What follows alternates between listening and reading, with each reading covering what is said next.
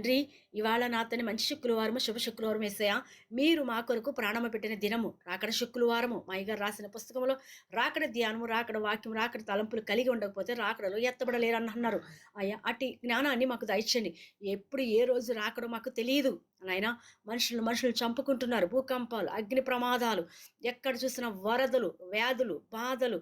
అయ్యా తండ్రి, ఒకరికొకరు పొడుచుకొనుట, ఒకరు చంపుకొనుట, ఇలాగ అనేక రకాలు జరుగుతుంది. అవే గుర్తులు, రాకడ గుర్తులు అని చెప్పి ఉన్నారు. మీరు పలానా రోజు వస్తానని మాకు వాక్య గ్రంథంలో లేదు, కానీ నీ రాకడ గుర్తులు మాకు ఇవన్నీ కూడా తెలియపరుస్తున్నాయి ప్రభా. మేమందరం కూడా వీటికి భయపడక, నీకు భయపడి ఎప్పుడు వస్తున్నావు ప్రభా, నన్ను తీసుకువెళ్ళాలి కాబట్టి నేను సిద్ధపడి ఉండే భాగ్యాన్ని కూడా దయచేయండి. అయ్యా తండ్రి, చదివిన వాక్యం యోగ్యురాలను కాదు, నేను వివరించడానికి నేను యోగ్యురాలను కాదు, నేను మట్టి పురుగునే. నన్ను మరుగుపరుచుకొని నీ సిలువ చాటున మమ్మల్ని ఉంచి ప్రభా. నీ ఇలువైన మాటలు చెప్పుచుండగా నాకైతే నేను చెప్పలేను ప్రభా. మీరు మాట్లాడితే అందరూ మారగలుగుతారు, అందరికీ అర్థమవుతుంది, అందరూ వినగలుగుతారు, అందరికీ స్వస్థత కలుగుతుంది. వినుట వలన విశ్వాసము కలిగినట్టు ప్రభా. అట్టి కార్యాన్ని మా మధ్యను మీరు నడిపించండి స్వామి. వచ్చిన వారిని దీవించండి, రావాల్సిన త్వరపెట్టి నడిపించండి. అయ్యా తండ్రి, ఎప్పుడో రావటం కాదు, నీ పని మీద మేము ఉన్నప్పుడు కూడా, నీ పనిలో మేము చేర్చున్నప్పుడు కూడా, అయ్యా లోకానుసారంగా మేము ఉన్నా సరే ఆత్మానుసారంగా నీ యొక్క సన్నిధిలో మేము ఉండటకు సహాయం ఇచ్చండి. అయ్యా తండ్రి, భూమి ఆకాశము కంటేను, వెండి బంగారముల కంటేను గొప్ప దానం నీ వాక్య గ్రంథము ప్రభా.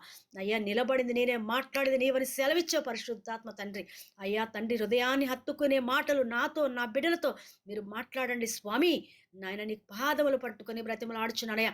వచ్చిన వారందరినీ ఎవరిని విడిచిపెట్టద్దు ప్రభా. అందరితో మీరు మాట్లాడండి ప్రభా. అందరినీ మీరు దర్శించండి ప్రభా. అందరినీ స్వస్థపరచండి తండ్రి. అందరితో మీరు మాట్లాడి దర్శించి రక్షణ పొందటానికి, రాకడికి సిద్ధపడటానికి నీ కృప, నీ దయ మాకు చూపించి మీరు మాత్రమే మహిమ పొందమని యేసు నామమున అడిగి వేడుకొనుచున్న మా పరమ తండ్రి, ఆమేన్. జ్యోతి కోసం చిన్న ప్రార్థన చేద్దాము. మహోన్నతుడా, సర్వాధికార తండ్రి, జ్యోతిని మీ చేతులకు అప్పగిస్తున్నానయ్యా. అయ్యా తండ్రి, దగ్గర వారం రోజుల నుంచి పెట్టుకున్న బలహీనమును బట్టి తినవట్లేదు, త్రాగట్లేదు, పడుకోలేకపోతుంది. అయ్యా తండ్రి, తిరగలేకపోతుంది. అలాగే యజమానులు కనికరము లేకుండా పని చేయించుకున్న హాస్పిటల్ తీసుకెళ్ళట్లేదు తండ్రి. మాకు మీరే హాస్పిటల్ ప్రభా, మీరే డాక్టర్ ప్రభా తండ్రి. మీ యొక్క రక్తమే మాకు ఔషధము ప్రభా. దయతో నా బిడ్డని మీ రక్తదారులో కడగండి, ఇప్పుడే స్వస్థత పరచండి ప్రభా. స్వస్థపరచుని యెహోవా నేనే అంటున్నారు. ఒక్కసారి నీ దీనబడని జ్ఞాపకం చేసుకొని ప్రభా. అయ్యా ఇప్పుడే లేవనెత్తండి. దగ్గు, రంప, జలుబు, అయ్యా తండ్రి, బాడీ పెయిన్స్ తండ్రి, అయ్యా తండ్రి, రాత్రులు జ్వరం రావటం ప్రభా. అయ్యా లెగ్గలేని స్థితిలో ఉండటం ప్రభా.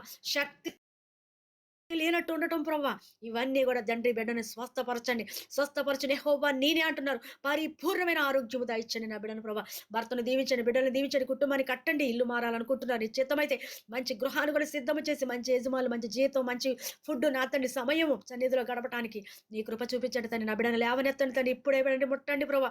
నీ గాయపడ్డ హస్తంతో తాకండి ప్రభా. నాయన ఇప్పుడే ముట్టి స్వస్థపరిచిన దేవా నీ కొందనాలు. పేతురు అత్తగారు జ్వరంతో ఉన్నప్పుడు మీరు ఓరకనే ఉండలేదు కానీ ప్రభా. నాయన బిడ్డను నా తండ్రి ముట్టి స్వస్థపరిచినట్టు, అలాగా పేతురు అత్తగారి కార్యం చేసినట్టు ఇప్పుడు నా బిడ్డకు ఆ వాగ్దానం నా బిడ్డల పట్ల నెరవేర్చి కృప చూపించి, దయ చూపించి, మేలు చేయమని, త్వరగా తండ్రి ఆ బలహీనం నుంచి విడుదల కలగచేయమని యేసు ఉన్నతమైన నామమున అడిగి వేడుకొనుచున్న మా పరమ తండ్రి, ఆమేన్. God bless you. మరణాత అండి. అందరికీ మరణాత.